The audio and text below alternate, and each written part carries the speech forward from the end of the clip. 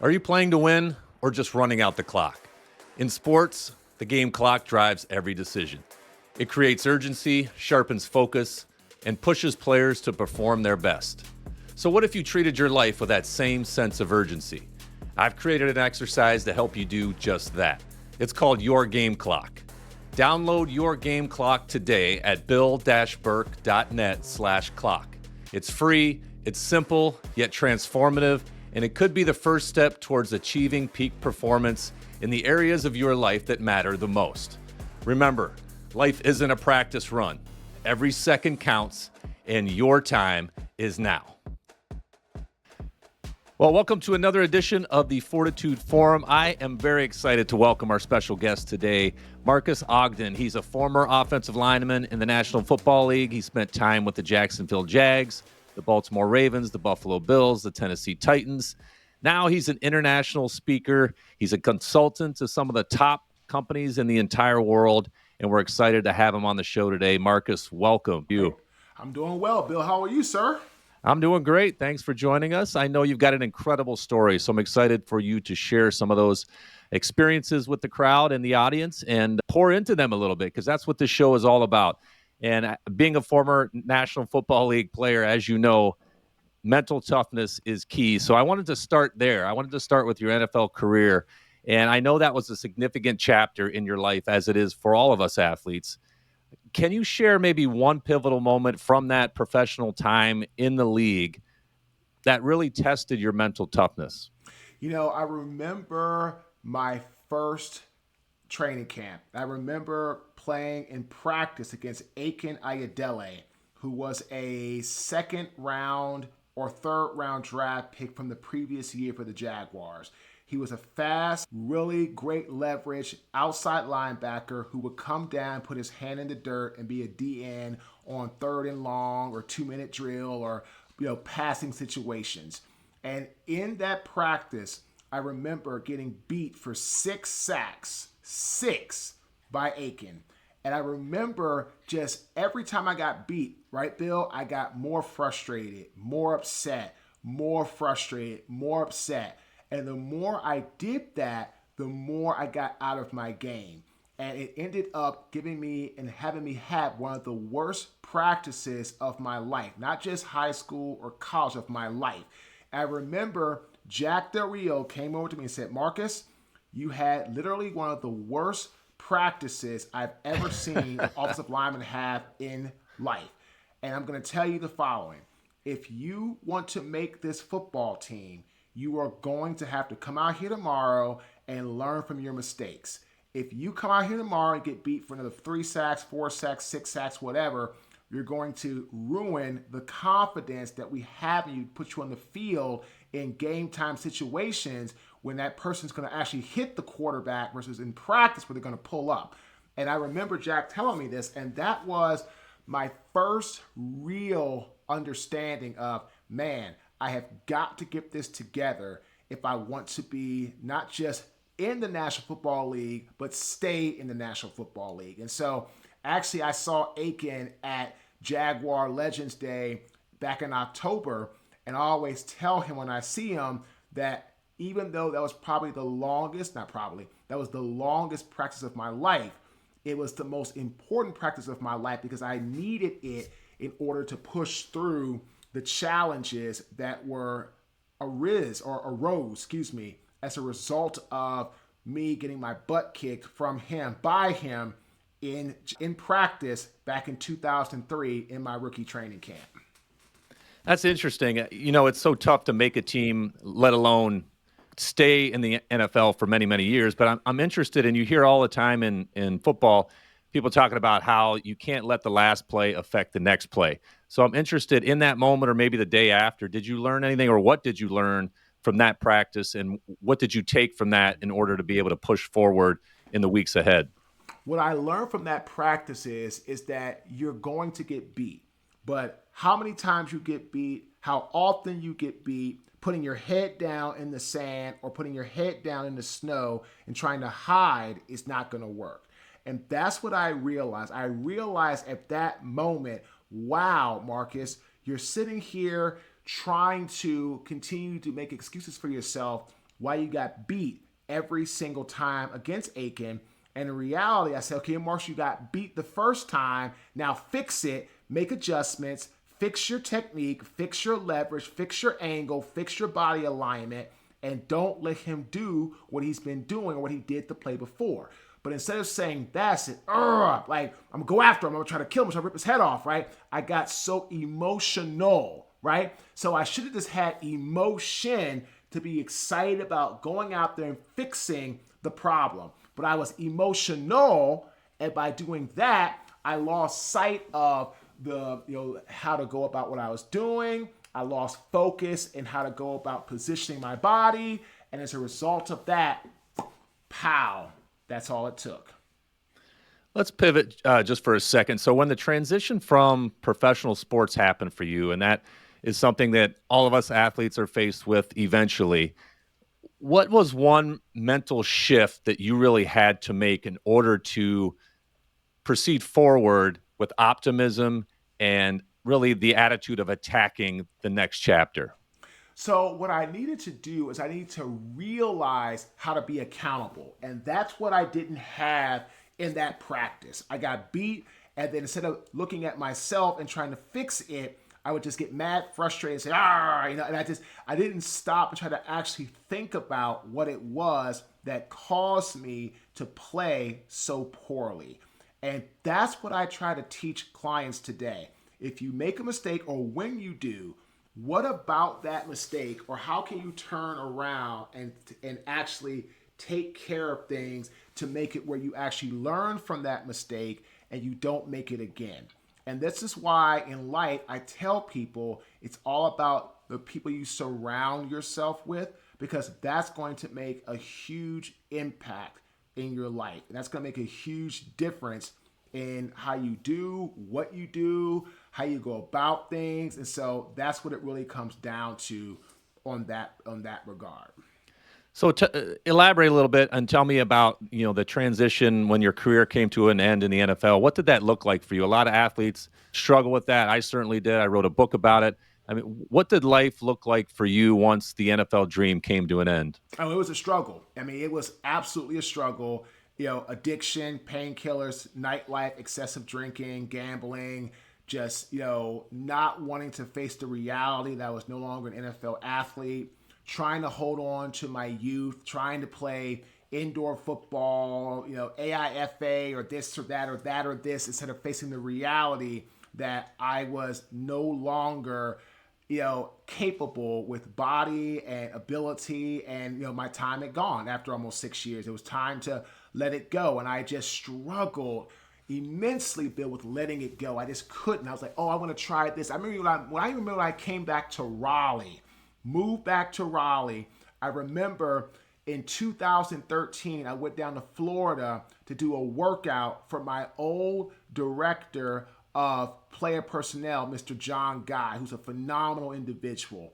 And I remember coming back and going down to Florida, trying to do a workout, bench tests, drills, all this stuff, having a video, all that, and thinking, okay, I'm going to send this to some team. They're going to want to have me back for a workout. And I got a call from the CFL, from the Saskatchewan Roughriders, and I went down to Dodgertown for a workout, which was absolutely insane. I was 34 or 35 years old. No, I think I was 36 years old. I was 36 years old, and they wanted me to come down and come back and play tackle for them. I went to camp, literally, Bill, I'm out there, I'm 36 years old. What's that, 7 years ago? I'm 36 years old playing against young guys in their 20s and, early to mid 20s.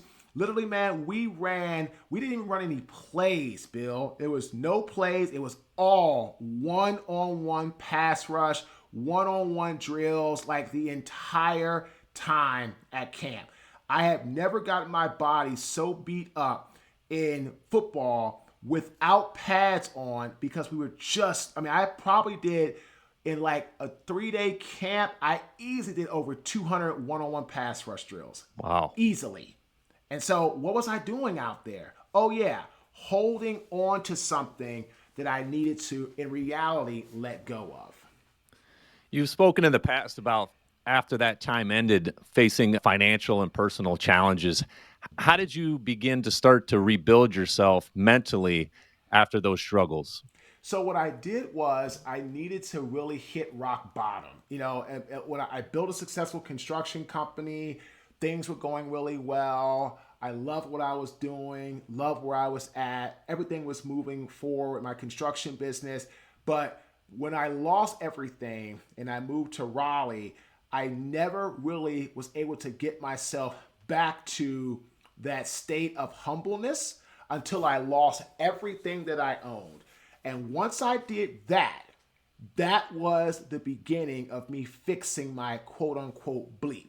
Because that's when I needed to move in the direction of actually trying to get my life back on track. And so hitting rock bottom for me was one of the most, I'm going to call it now, riveting. I mean, I know that sounds weird to say, but I needed it to get my life back. And I also needed it so I could learn that I am strong enough, I am good enough, I am capable enough to get my life back. And that's what I do now. Even though I've gone through so many challenges, Bill. Like, I went through a divorce. I filed for divorce about 3 years ago unexpectedly. And that's hard. Anybody that's gone through divorce, I am totally empathetic towards you.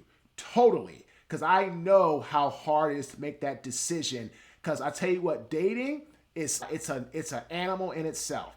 It really is. And it is, man. Like, talk about, the arena, man, it's rough because you don't really know people. Like, people, you think somebody's got their stuff together, they don't. One person acts one way, they act another way. It's a total it's a lot going on. And then between that, running a business, multiple businesses, being a dad, my daughter's 21 today. Ava's 21 Oh, that's today. awesome. Yep. My other daughter's 10, and just trying to just, work and live life and coach people and all this stuff. It's just difficult, right? So again, I was not expecting that. That was another rock bottom moment. Living in an apartment, right, Bill? When the lights, the lights were on barely, but I was just hating my reality. Like, why am I here? What is going on? What am I doing? All this type of stuff. You know what I mean? So it's really, really hard. But again, right, I realized the fortitude that I have. Like, I love the Fortitude Forum because now I'm able to get my life back. It's still hard days, things like that. But it's like now I'm able to move through challenges better. But yeah, man, I needed to hit rock bottom before I could really get what you call the fortitude to get my life back. Yeah, that's amazing. That's really an amazing story. You talk about adversity. You've been through it, man. So the fortitude, you talked about talking to yourself and building yourself back up, hitting rock bottom financially in business, and then also going through a divorce as well. Where did that strength come from? What did you lean on? Where did you come up with the tools to be able to talk yourself back up off the mat, so to speak? So you know what, man? When you lose everything, you appreciate everything. And you know what, man? That's what I really, really had to learn. And so who I lean on now is my inner circle. I have some fantastic friends. My sister, who is not really my sister, I've known her my entire life. I call her, I literally just call that, I literally just, I just literally, called her right before the show. It was telling me about something I was going through, and she gave me great perspective and helped me to see that, okay, that makes complete sense. So mindset is conditioning your mind to believe what your heart knows is achievable. Fortitude, to me, is the ability to see the forest through the trees to get to the other side, because life is going to be peaks and valleys, squiggly lines. There's no linear path in life. None.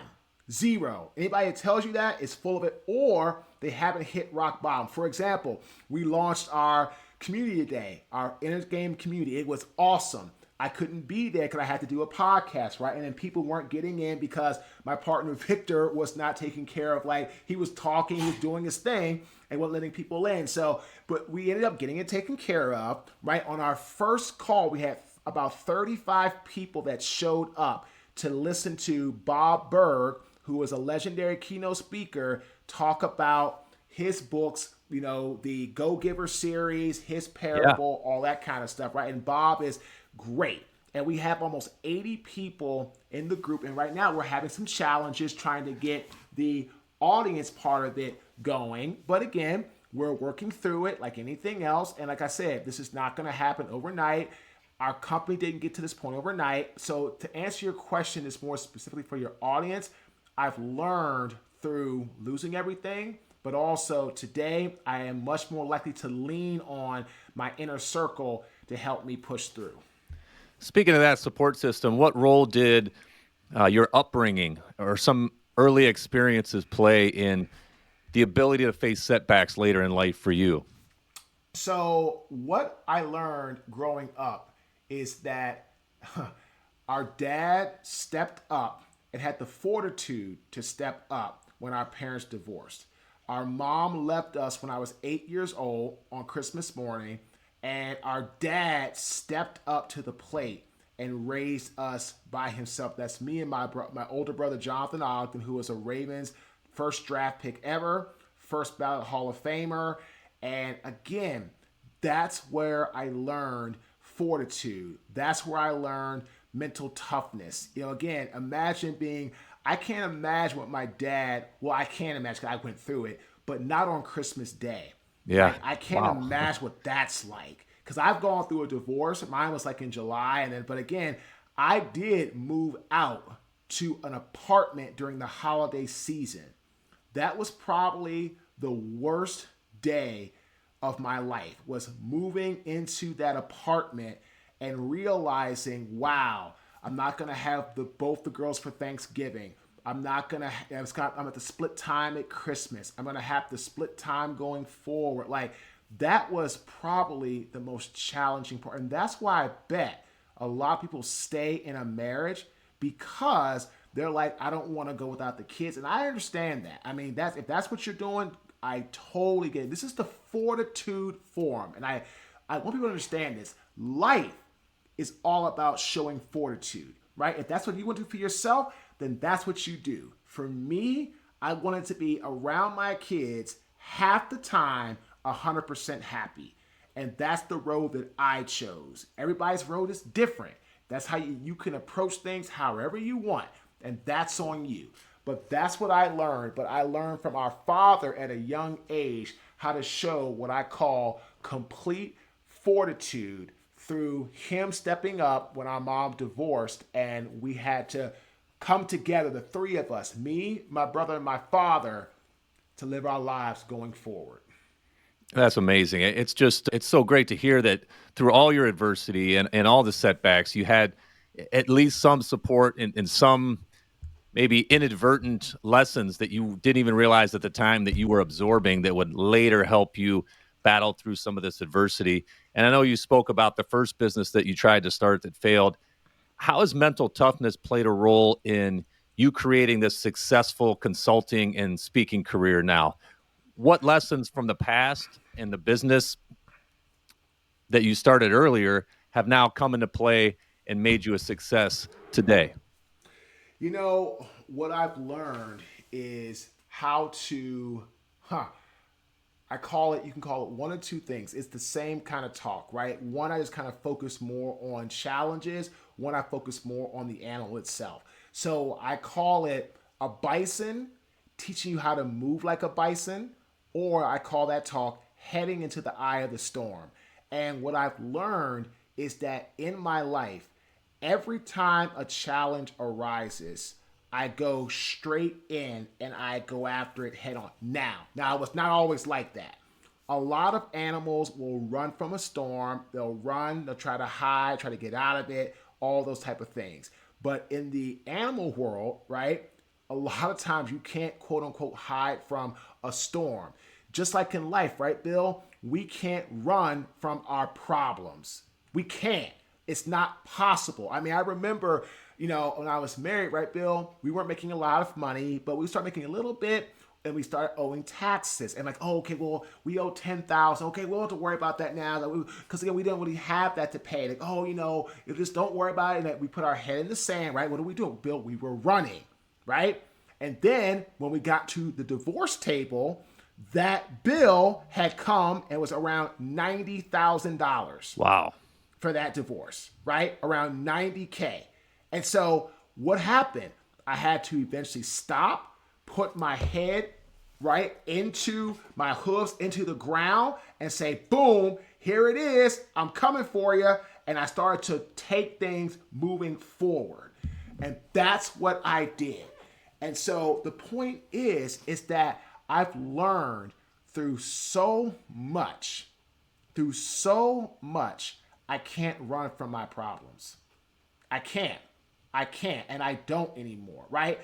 I may not be able to solve every challenge the way I would love to solve it, but what I've learned is that I need to at least go and face it and feel I can deal with it and get it taken care of. Then I do it.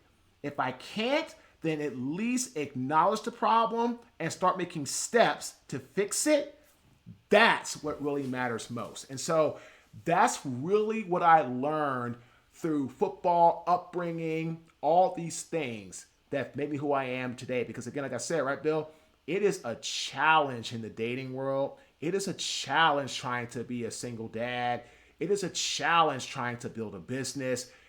Everything's a challenge in life, everything. But again, are you going to be a bison, dig in and go towards the challenge and you're going to get through it and fix it? Or are you going to be an individual who runs from the challenge and eventually, like my IRS debt, it's going to catch up with you? Yeah, well said.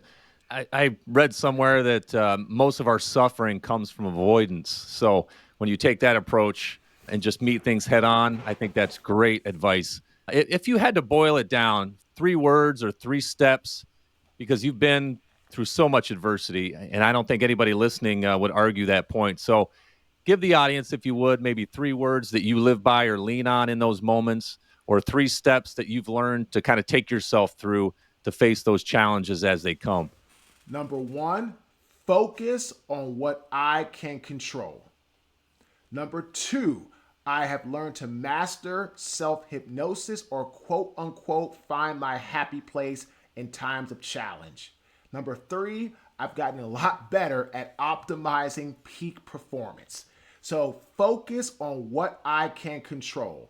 If I can't control it, I don't have my energy flow towards it. Mastering self-hypnosis, or find my happy place. If I'm struggling or going through a hard moment, I think about being outside. I think about where I'm at now in my home compared to where I was November 2022 in that apartment that was outdated, that had furnished furniture that was horrible, that was just very melancholy. There were only 2 windows, Bill, in the entire apartment, and a back glass sliding door that faced the trash dump. That's where Farrah had to stay for 7.5 months versus now, where I'm in I call it my Leave It to Beaver neighborhood, where it's a beautiful home. I worked hard. So if I'm going through a hard time, I say, boop, stop. Look at where you're at. Go outside, look at your neighbors, look at where you're at, look where you came from 2.5 years ago and where you were when you were like, God, because like May of this year, I'll be in here for 2 years.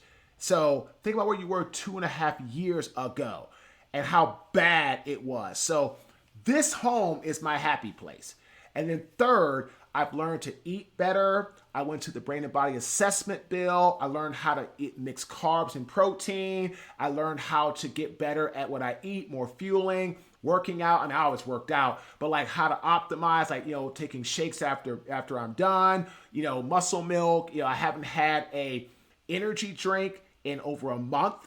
And I'm done with that. I'm good with it. I don't miss it. It's gone now. It's like, it became that first couple of days was hard. That first week was, and after that, now I'm in past the month. I'm good. I will probably never again have an energy drink, because if I have one, I'm like, oh, I missed that. Now I don't miss. I just get like it's more expensive, right? I pay $5 for a muscle milk, Sure. but like I'd rather pay $3 extra for something than pay for something, right, man? That it's like $2 that's gonna not be good for me. And so I'm noticing how I look with my skin, with my weight. So like, it's just all that's coming, it's coming together.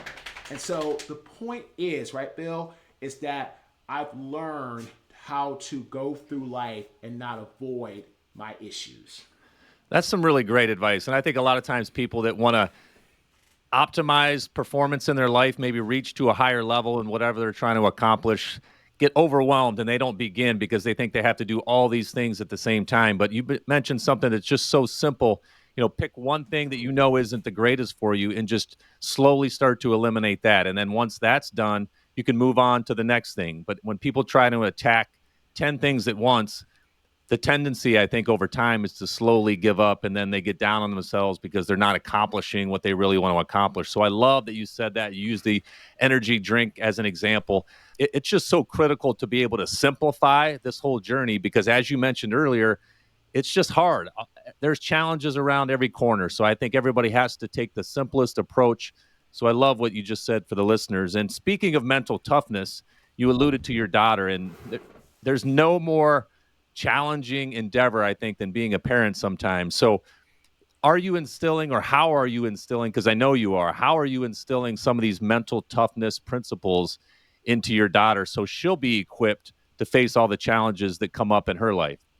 So what I do is I tell both my daughters, how do you want to be treated? Do you want to spend the rest of your life in a situation? And I always share with my daughters how hard it is and what I've had to go through to get to where I'm at. That's what happened to me, right, Bill? Like, Farah told me in December of 2022 that where she was living, the apartment where she was living, was not safe. She didn't feel safe in this apartment. Not only that, she then told me, hey, Daddy, let's just go back home. And I said, Farah, Daddy can't go back home. But what Daddy can do is work his butt off to get you out of this situation to somewhere you feel safe. And I love and I am just so grateful for my realtor, Miss Lee Hamill from Ace Realty Group. She found me an amazing home in an up-and-coming area under the budget that I had, was able to help me through all this. I remember, man, Bill, trying to get the mortgage, all the things I went through, bank statements, and I'm a non-W-2 employee, single man buying a over $500,000 house in a development with an interest rate at 7.125. That's exactly what was going on in the market. And you know what, Bill? That's the reality I had to work through. But Lee helped me. She helped me to get these things done one step at a time. And so I remember that process, but I did this and I got this because my daughter, Farah, told me that, Daddy, I don't feel safe where we are and I want to go home. And so now she has a home versus before she was in this very run down, very dilapidated, very broken down place. And so now here we are. Well, not only does she have a home, but she's got a father who has tremendous mental toughness, because the fact that you were honest with her about the situation, you didn't try and cover anything up. It would have been easy to try and make up a story or lie in some capacity, but you were very honest with her. And I think that lesson alone is going to carry with her for her entire life. And it's probably in some capacity will make her stronger going forward. So I think that's a little micro lesson right in your story there that the audience can take away as well. That had to take tremendous strength, looking down at your daughter and seeing the hurt or the fear on her face, but having the strength to push forward and be honest with her. So I just think that's an awesome story. So thank you for sharing that and being authentic and being vulnerable in that capacity as well. But I'm interested to know too, how has the challenges that you faced, and you've faced a lot, how have those made you a better leader, a better speaker, and a better mentor to others? So I tell clients, hire us so you don't end up like me. Because it's us is our team, but I'm the one that made the mistakes with the business failure, all these things. And so here's what I tell people. You always want to have someone that you work with that has screwed up, lost everything, gone through a hardship, because they know what to look out for. And that's who I am today. And that's what I do today. I'm all about helping others, moving through challenges, getting my life back on track, doing all the things that I need to do to get myself where I want to go. And so in reality, right, Bill, going through all the challenges, the hardships, the failures, the bankruptcies, that's made me who I am. And it allows me to share with people through speaking, coaching, consulting. I mean, we're launching right now our inner game community. We had our opening talk today. People absolutely loved every minute of it. They loved it. Bob Burke was a hit. I got so many messages. This is great, Marcus. Great information. I love Bob Burke. All da da da. Next week is Tony Michaelides. Tony used to do PR for Whitney Houston, Bono, U2, David Bowie, Bob Marley. Those are a few of his clients. He's in the community. He's coming to share his story, what he's gone through, how he works, how to help others with their stuff, with their challenges. Because again, to get into that type of clientele, Whitney, David Bowie, U2, Bono, like Bob Marley, like they could have worked with anybody. And they chose Tony. Why? And what's the story that Tony has to share with everybody that they can pick up for their own life? I don't know, but we're going to find out. That's amazing. Congrats on such a great launch. And I know it's going to be a success in the future. There's no doubt about it. I want to ask you right before we wrap up, though, if there's one mantra, one word that you would leave with the audience in terms of dealing with challenges and adversity after everything that you've been through, what would that be? Right? Talk good about yourself. And that's where I used to struggle with that, especially in the apartment. Why am I here? I'm a failure. I'm a phony. I'm a fraud.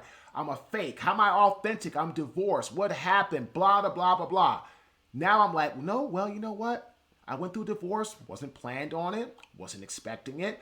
Don't know if I really could do anything about it. Right? Because I filed. I made the decision. I'm the one that went to an attorney, took a check, and for $7,500 said, I want out. So could I have done anything differently? No, because I'm the one that made the decision. So the point is, in life, right, you have to talk good about yourself. Once I started doing that, that's when life got better. That's when life really started to launch and take off. Like I said, we had almost 35 people on our first call today for Bob. 35, right? And again, what are we going to do? We're going to take recordings of that. We're going to start cutting up YouTube clips. We're going to start, and that's what Bill, I'm going to send you our video for the community. Who's like involved in it, all that kind of stuff, right? Boom, right? This is the stuff. Like, this is what makes people want to come to it. So once we get the back office stuff going to reach out to our audience through the cold email and all the outreach, we're going to be jamming because the people in the community, the content, the engagement, it's unreal. I mean, Victor is the master of taking videos, cutting them up. We work well together. I mean, and that's what it takes. So if you're listening to this, understand that's what it takes. It takes you, like anybody else, going for it, being gutsy and going after it. Yeah, very well said. I love it. I love it, man. Well, I believe there are no coincidences in life, and I don't think it's a coincidence that you and I met. So I'm happy to have you on the show and continue to follow your journey. Tell the audience where they can link up with you, connect with you, follow what you got going on in the future. Yeah, man. So you can come to the community. Let's pull up our link. It is www.school.com/inner-game-community. Bill, I'm going to send you the link right now because you need to join this today. As a former athlete, you know, all things you've done, You be sensational in the community. You be ready there to help. Again, mindset, inner game. Like I said, Bill, we had 35 people show up today for Bob Burke's interview. 35. First one, on our first one. Yeah, that's amazing. And we'll put that in the show notes as well. That link, if you send that to me, we'll make sure that it's included so people can find it and continue to join as they continue to consume this show going forward. So, Marcus, thank you so much for being here, my man. Always great to see you, and best of luck going forward. Thanks so, bro. Appreciate you.